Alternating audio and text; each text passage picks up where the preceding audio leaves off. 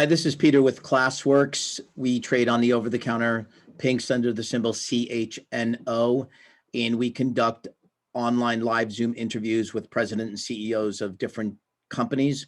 Today's guest we have is Marc Johnson with ADM Endeavors, and I want to welcome Marc to the show today. We're going to go over some questions and discuss some different things about the company. How are you doing today, Marc? Good. How about yourself? Doing really, really well. Can you hear me? Can hear you just fine. Thank you. Thank you so much. So we see in the background behind you, you've got the sign ADM Endeavors Inc. And we were talking a little bit before them. Those are signs that you guys make yourselves, right? If customers, anyone watching this is looking for a better background than me moving, we should order a sign like that from you guys. We do it. Our company slogan is anything with a logo. Anything? Okay. Well, I'm going to need to get one of these for us because my hair does look a little funky behind there, and I do want to recognize that. So let's get started on some of the things that me and you've been talking about earlier today. Why don't you give people that are here now, but also this is going to be up on YouTube later, a background of ADM and what you guys do, broad background. I look at ADM as a resource for our customers. We focus on promotional products, wearables, and uniforms. That would be the primary focus. And through the in-house production, we can enhance the service and the pricing. So that allows us to get more competitive on pricing because we're not a broker. Brokers tend to be a middle person where they'll order the product somewhere, have somebody like myself embellish it, and then sell it to the customer. So that middle person is cut out through our in-house production. And because of the in-house production, the service turnaround time is much better. So the products that you make, can you give the listeners and the viewers an idea of like what the products are that you make and who a customer has been and what kind of customers are you looking to reach that maybe you're not touching that market yet? Our product is, there's virtually no one out there that hasn't used, not necessarily our product, but a product we offer. Be it wearables, everybody wears clothes, everybody uses pens, everybody has to drink out of something. Okay.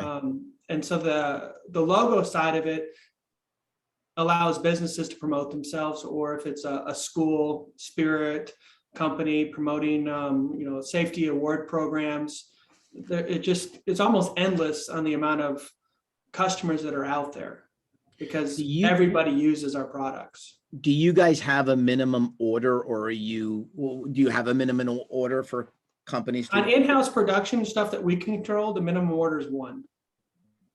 Okay, so anyone who's watching this that's looking for marketing tools or for branding could literally be contacting you guys if they're just starting a new business, which a lot of new businesses are starting up now.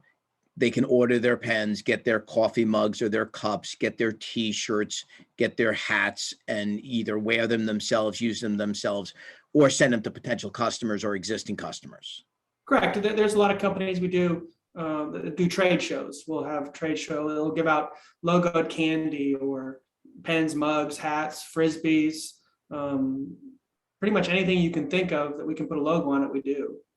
And how does a customer become a customer? Do you guys have sales reps? I know that you have sales reps on the website, or do customers come to you? How do you do your outbound marketing?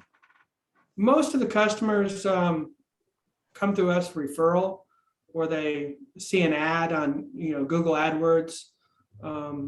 But I would say most of it is referral or solicited bids, RFPs, or straight bids through government, which includes schools.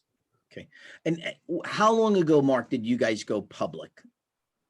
I think we started trading publicly just a little over a year ago. Okay. Okay. I mean, we went through the processes to go through it probably 2 years ago. I mean, you don't just say you want to go public and then you're public. There's a lot of hoops and stuff you have to jump through with audits and stuff like that. Okay. So as far as I'm looking at the growth of the company. I saw that you just had a news release where your revenues have increased and across all your platforms, you're profitable. Am I saying that correctly? If I'm not, definitely correct me. Yeah, that's correct. The part that the news release probably doesn't paint the whole picture, because what's really impressive is if you look at 2019 sales compared to 2020 sales, people say, oh, you should have gone up. I mean, your sales should have gone up because COVID's kind of on the waning stages. Well, if you look at our sales, 2020 was 30% higher than 2019. So COVID didn't have much impact on us. We adjusted how we operated. We went after a lot more government businesses where we knew there was money. And that side of it grew 125% in 2021, which was our goal coming out of 2020, is to diversify our customer base to make it, less risk to, COVID or something else that could happen, or a downturn in the economy. So you just said that part grew 125%, did you say? For the first 6 months of 2021 compared to 2020. So because of what we saw in COVID, or the possibility of a downturn in the economy, we wanted to diversify our customer base. We were too heavily weighted on school uniforms and just regular customers. So we really look for a customer diversifying through the government side, because it seems like government's always going to have money. And if there's a recession, government's still going to have money, and they're still going to need our products. What do they buy from you? Uniforms mainly. Okay. The Parks and Recreation, they'll do a whole bunch of T-shirts, or their utility staff, or the Sheriff's Department, all the support people that answers the phones, they have, polo shirts or tactical gear or pants. And so if there's people listening that are part of a local community that needs to connect with someone like yourself or a company that provides these services, you guys obviously can do this domestically. Do you do anything internationally? We do a lot of outsourcing. We have seen quite a bit of growth on the sublimation side, which sublimation is a different process than screen printing. It allows you to do all over prints. Like if you've seen some of the soccer jerseys, the team jerseys where it's printed everywhere, that's what sublimation is. So it's a polyester item, or a dry fit. A lot of people call it a dry fit now. And we can imprint the whole shirt. The body starts out white, and then every piece of it is printed before the shirt is made. It's called a cut and sew process. So you print all the panels and then you sew it together. And you guys do that all in-house? Do not do that in-house. That is outsourced. But you can still provide that as correct. And a lot of what in the past, we sourced a lot from China, but because of the tariffs and the uncertainty of dealing with China, we shifted to Vietnam, Pakistan, and Thailand. We still do some in China, like the lapel pins and coins, stuff that they're, molding and, manufacturing side just can't be duplicated as easily. But the stuff that can, we've really tried to shift out of China. So that being said, like the 2019 to 2020, you saw a nice increase across the board. There's been some recent news releases that you guys have put out regarding just different people that have signed on with you, your revenue. Is there anything beyond the news that's on Yahoo under the symbol ADMQ that you can embellish on without saying things you're not supposed to? We have obviously acquired a lot of more government contracts based on the 125% increase. I would think that number is going to increase based on bids that are currently out and our past success rate. It's been high. So if it repeats, yes, we'll get more government contracts. Our school uniform side, because COVID being over and kids going back to school, that was down 60%, 50 to 60% in 2020. That should rebound pretty well to get back to 2019 numbers, which was almost 30% of our sales in 19. So I think the school uniform side is going to be a nice bonus that we didn't see in 2020.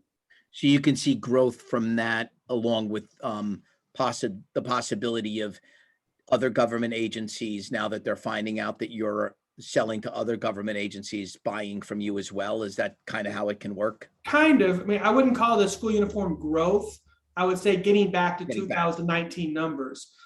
It should rebound. There is a chance that it's going to grow a little bit, but I wouldn't anticipate it being 20 or 30%. If we saw a 5% growth, and that would be very good. And I think that is possible because you really have uniforms that weren't bought for an entire year. So there's a good chance that the existing customer base is going to need more than they would have because they didn't buy in 2019. So when students are buying these uniforms, these schools, when the kids graduate from school, you get a new class of kids coming in. They have to buy new uniforms, obviously, for them. Each student buys their own uniforms for themselves, or does the school buy them for the students? In some cases, on a Title I school, the school does help some of the students, but on the private schools or the non-Title I schools, then the parents will buy for their kids. And typically, they don't want to do wash every single day, so they're buying a complete set. And parents, they find out that buying uniforms is actually cheaper than having daily clothes for their kids, and there's less headaches in the morning. What do I wear? They just know what they wear, and so there's no complaints. The kid gets dressed and off to school in his uniform. That's interesting. So where do you see the company's growth coming, let's say, over the next 12 to 18 months? Where is your team focused on growth? The immediate focus on our current customer base is more government, and then also expanding our YouTuber, or I guess stuff that we do for, we're going to try to get into more fulfillment, where somebody that sells products online that does not have the capability to warehouse, we really want to go into that field because there's a lot of fulfillment houses out there that do not do the manufacturing. So they don't have the ability to offer smaller orders. They'll have to order large orders, stock it. If we can do a little closer of, on-demand delivery because we have the manufacturing in-house, that service to customers like that is going to be beneficial to them and save them a lot of money just through not having to use so much cash tied up in inventory. All right, I want to go into more detail on that only because I think that you're used to talking in these terms, but there's certain people out there who might be they might already be in the business that you're describing, but not necessarily know exactly what you mean. So I want to kind of touch on this a little bit, and I didn't even know we were going to go where I'm going.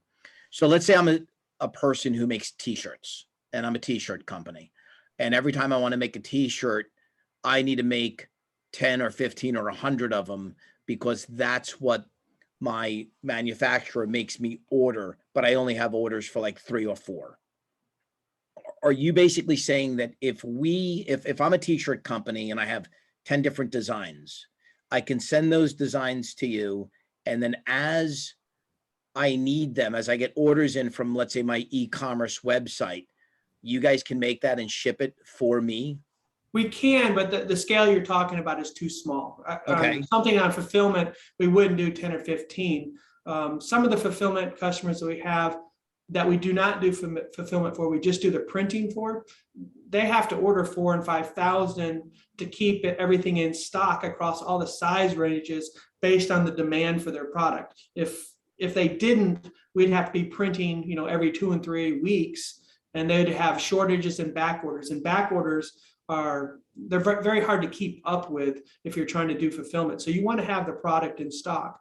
And so the point that I'm trying to get to is if you have the manufacturing and the fulfillment in the same building, you're not going to have the back orders, and you're not going to have to order 4,000 or 5,000. You can print 5,000 to 1,000 and not tie up that cash and still give better service than, if you had the large bulk orders. So if someone's watching this, or there are people watching this, who would be that particular, is that a customer that you want to get more of? Is that a part of your business that you want to have?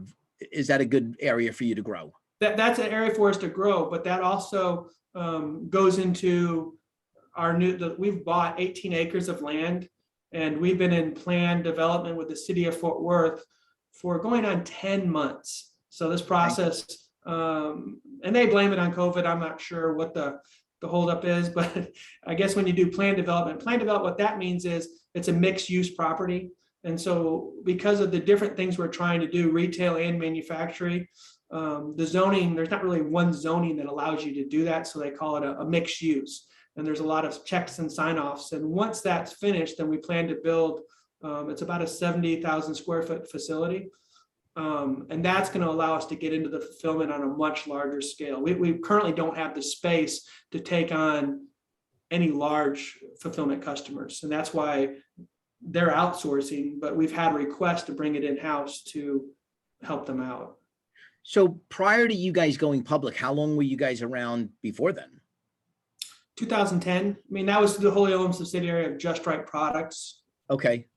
So you guys have been around, you have a history, you've got stability, you've got a plan for where you're going now. Is there anything that you would like people that are watching or listening to know, either how to get a hold of you guys, if they're a wholesaler or a retailer, anything that you want to cover before we get going? No order is too small.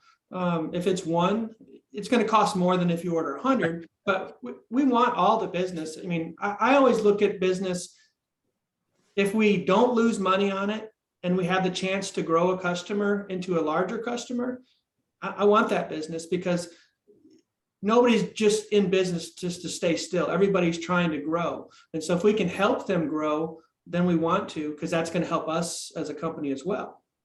And part of your website really describes your customer support and your engagement with them. So when customers come to you, you have a team that guides them through, if they're new at this, what they need to provide you with and all of that. Sure, yeah, we have, like, the most important thing when you start an order, obviously, since our motto is anything with a logo, is we got to get artwork. And so we have 5 on-staff artists. And so once the artwork is done, then everything's easy from there, because the artwork is really what the customer wants. T-shirts are a commodity, but the artwork, getting it all laid out properly and looking nice, doing the right colors, that's the important piece to it. Then, printing it, obviously, but. Right. So you guys someone comes to you, they have in their mind, they have a problem. You guys have the solution and the ease of guiding them through the process. Often some of these people have anxiety when they're doing something like this. To get it done, it's a smooth transition with your company and you go from there. Is there a way for people to get a hold of you? Do you want to give out a phone number or a web address? They can go to the website. If you go to the ADM Endeavors, there's a link to all the different subsidiaries. It all gets back to us, but the ADM Endeavors has a link to all the different tracks that you can get to us. The main one is probably fwpromo.com. If you're looking to do the wearables, we have some other ones set up for government bids, because we try to separate that, because that's almost considered wholesale because the pricing is different. And so that way we can track how the orders are coming in. But the best one is probably the fwpromo.com. Okay. And because we're here and we're in this format and you are a public company, is there anything that shareholders, do you want to mention anything to the shareholders, customers? The shareholders are, they're the owners, and right. And I'm a shareholder too. So obviously we want to keep growing the company. I mean, that's why I'm here, is to grow the company and make money. And so growth, obviously, with our new building facility and the plans that we have, that we're going after growth and keep growing. So if anyone's following the company from a customer standpoint, wholesale or retail, or a shareholder, they can go to admendeavors.com. Or if you want to see the latest news, you can go to Yahoo, obviously, and type in the symbol ADMQ in the finance section. And right underneath the quote is all of your recent news releases and all of your information. And then from the press releases, there's links back to the website, and there's information for people to follow you on social and stuff.